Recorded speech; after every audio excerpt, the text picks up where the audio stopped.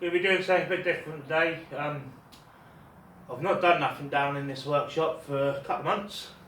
It's got chilly down here actually, I might start eating.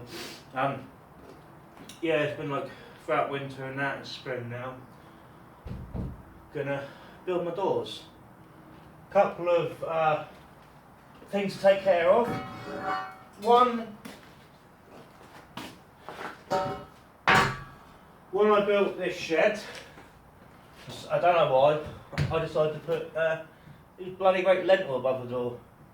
I'm going to replace it with that piece of angle iron, mainly because I need to get a raised arm drill in here that needs an extra couple of inches clearance.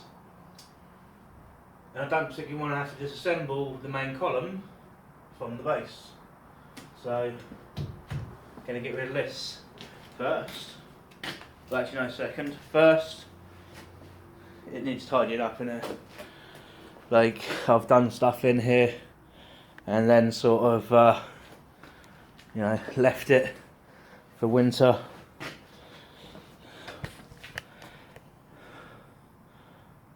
Yeah. Jacobson over the back there, tractor, lawnmower. Got a crane, new Victoria mill. The new 1/4 inch Smith bandsaw, and obviously the buggy. So, and some of my material I've got in storage.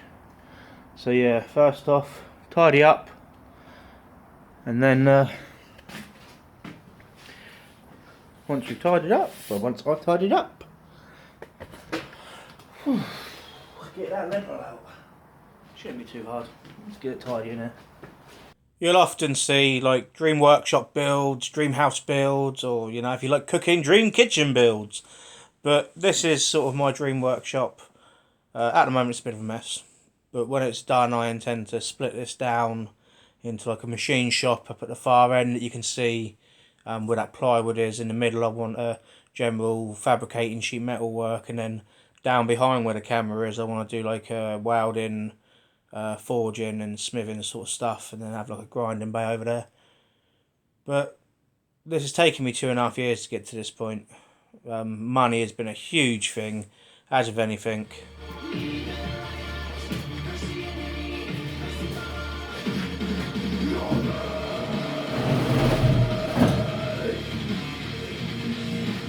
A few weeks ago I was looking about on Facebook and I found this little 1-ton semi-electric pallet stacker.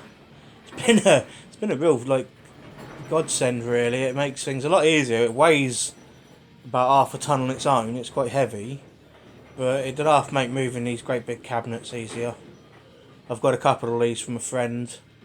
I intend to transfer all my tooling from my mills and lathes and well, all my general metalwork tooling into these cabinets. At the moment I'm using Bisley cabinets and they're not really up to the task. The 5-drawer ones are okay, but the like 10 plus drawers tend to collapse in the middle and then drop all your drawers down and you've got to spend half hour rebuilding your drawers. And then another little thing I've got here is about 2 years ago I took a big Semco mill apart. It was outside of a factory where Dad works, and they said, oh, you know, you can have the mill if you can haul it. I couldn't haul it because it weighed a few ton at the time and I didn't have the equipment I've got now. So I stripped it and I thought, oh, you know, this milling table will be an ideal like fabricating table for a project I've got coming up.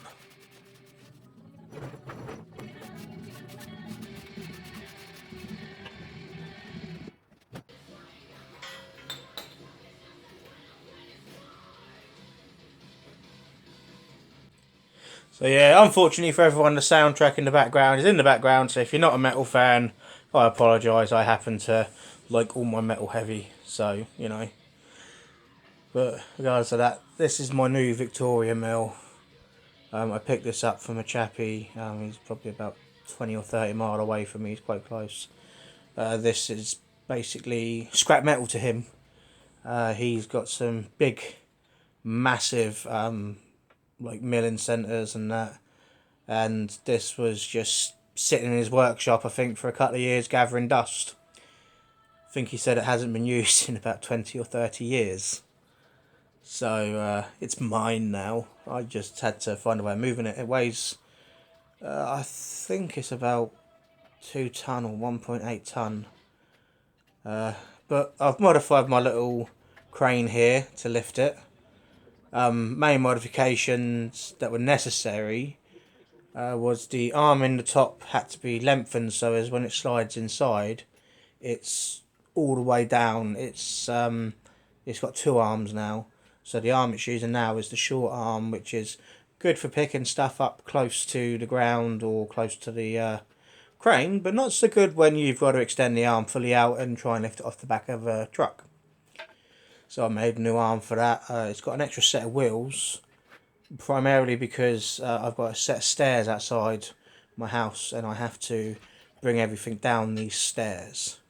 This crane's wheels were offset, so I built a couple of big U-section ramps, and the extra set of wheels at the back are in line with the front wheels, so as I can roll it down those ramps down the stairs. And the winch just mounted there, the 4x4 winch, gets anchored to my car, so as when I'm taking it down the stairs it doesn't run off down the alleyway and like demolish all the buildings behind my house. Because moving a few ton milling machine down what must be, I suppose, it's got to be about a 35 degree angle once the ramps are all set up. It's pretty steep, but it does it.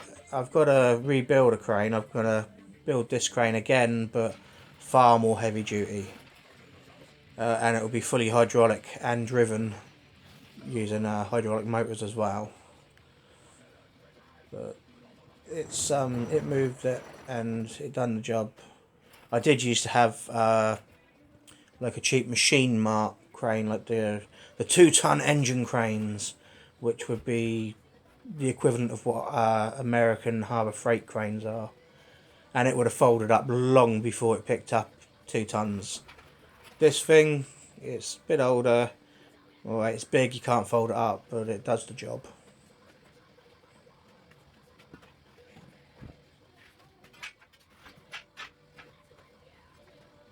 Although it still isn't too keen on rolling due to the fact that this is the unfinished floor of my shed. I've still got to like self-level this. I'm going to be using possibly screed, or depending on the cost of it I want to go with epoxy. Rip out my temporary door for winter. Not exactly a door, it's more like a flap.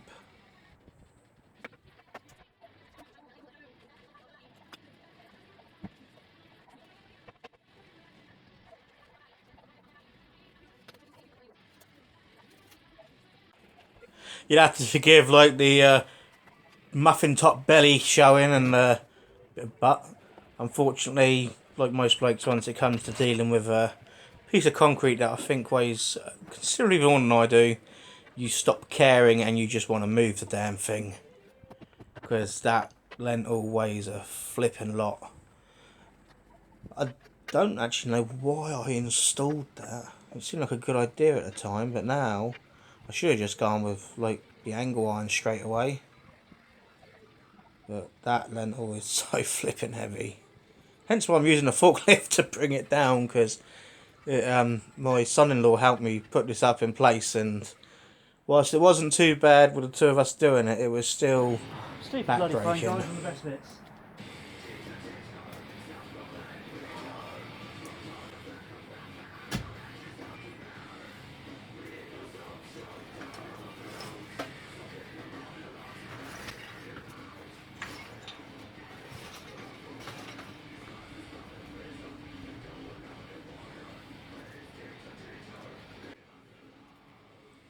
This is the reason why I've constantly got backache.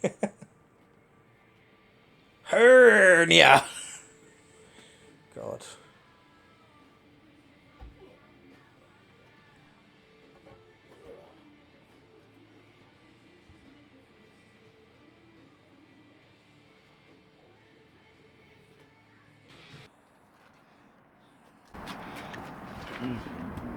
at some point I've got to make a spouting furnace for all of these. I will get round to it soon. And all them cans is the reason for having that muffin top belly that's developed over the last few months. I really need to pack that in. But I wanted aluminium cans, so hey ho. So yeah, I'm not a builder or anything like that. I learnt to lay bricks through YouTube.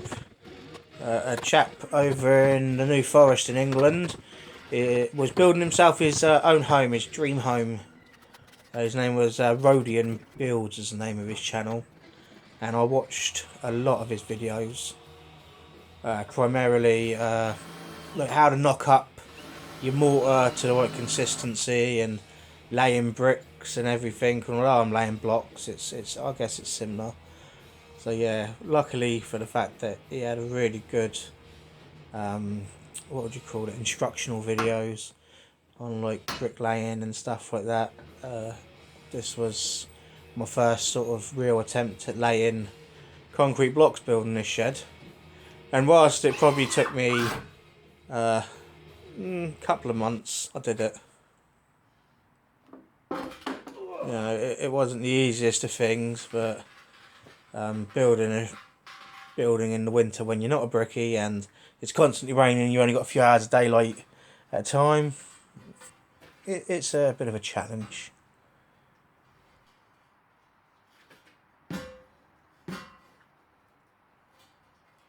Possibly a slight overkill with these beams. These are 80 by 150 millimeters, and I think they were 12 or 15 millimeter wall. Really heavy, but this was like leftovers from someone's building project. So, you know, I got this really cheap, and it does the job, and some.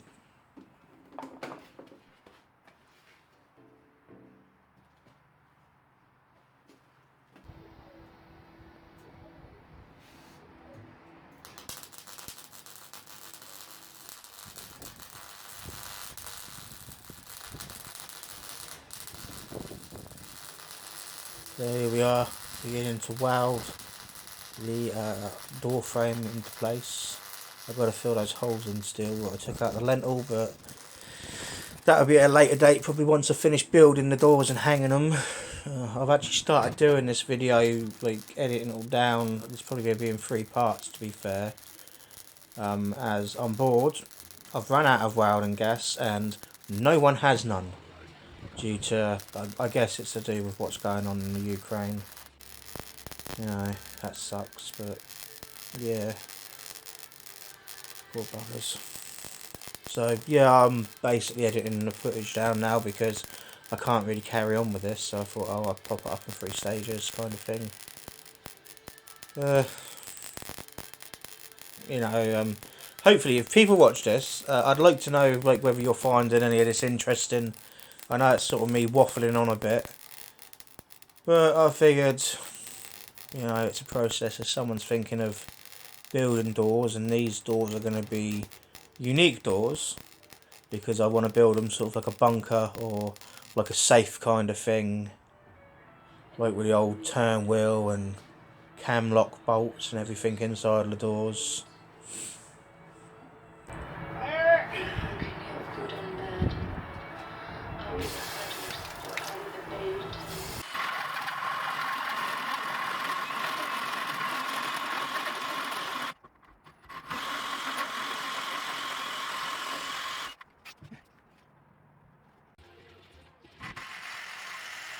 So yeah, whilst this could have been easier, it works pretty well, you know, better than using the old expanding type wall anchors for holding the frame in. A lot of prep work though, like blowing all the dust out and everything. So yeah, you know, anyone who's watching this, is you found this interesting and that, and you like the sort of format of like seeing me do a bit of the work that's involved instead of just going, hey look, door frame kind of thing, let me know. I personally, I quite enjoy watching like some of the channels I watch, like TCME and that. I find it quite nice at night. I always watch it like because I suffer with sleeping difficulties, so I watch a bit of YouTube to send me to sleep. Not that I find it boring, it just helps wind you down at the end of the day, sort of thing. So yeah, leave a comment if you wouldn't mind, please, and if you like the videos and you like the random stuff I'm getting up to, then please subscribe. I'm amazed I've got over 200 subscribers now. Yeah, so anyway, what's next? Bye from me drilling a hole.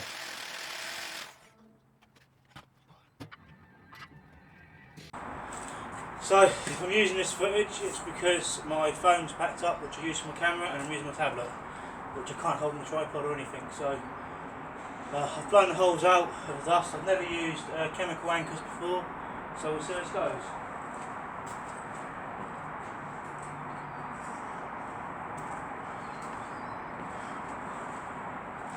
So, I'm using this, I'm going to guess it's Fisher. Let me see that. I'm using this stuff, and I've got the actual gun for it just in case.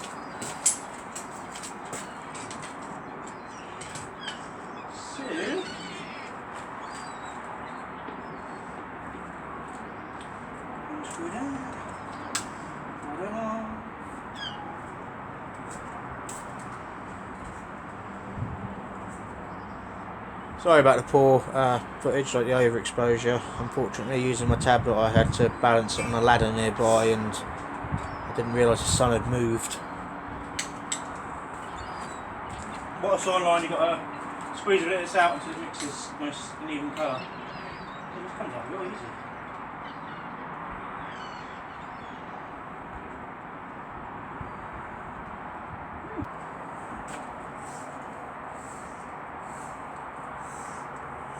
Also, if anyone wonders what that noise is in the background, it's because I've got a motorway just behind my house.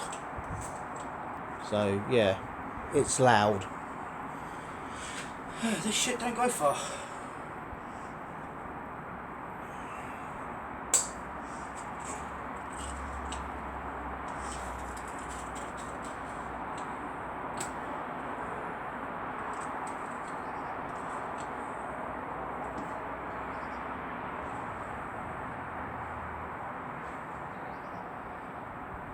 That's wank.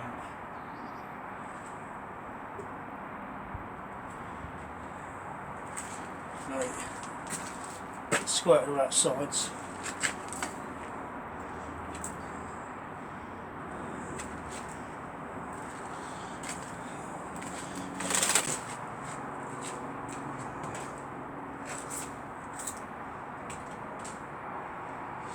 Luckily I had some more of this.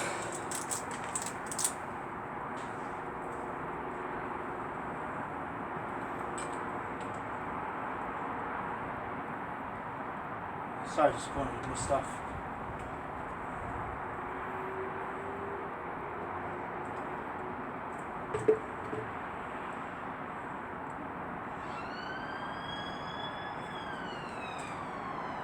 Plus there's a really big hospital literally just round the corner from me, so we get sirens a lot too, you know. Don't mind though, it's got the best NICU unit going. You know, thanks to the hospital, my oldest little boy's with us because of the amazing work they do up there. So I'm not complaining. I love that hospital is there. It's absolutely phenomenal for their NICU unit. Yeah, 4 months premature my little boy was. So amazing work they do. There was a man, he's retired now. Dr. Mark Ashton. He was my little boy's consultant, and he's also the man that revived my little boy a couple of times. So if I have a hero, Mark Ashton, Dr. Mark Ashton, you are my hero, mate. I know you've retired and that, but you are my hero. Right, for anyone watching this, that is what the first tube did.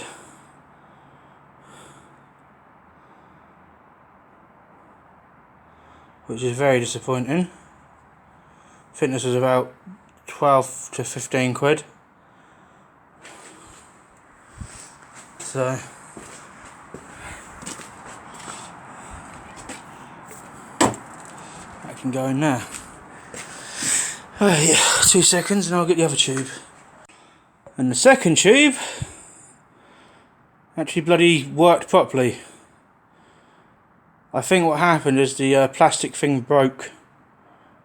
So I'm pretty sure when I take the nozzle off I can keep this and save it for next time.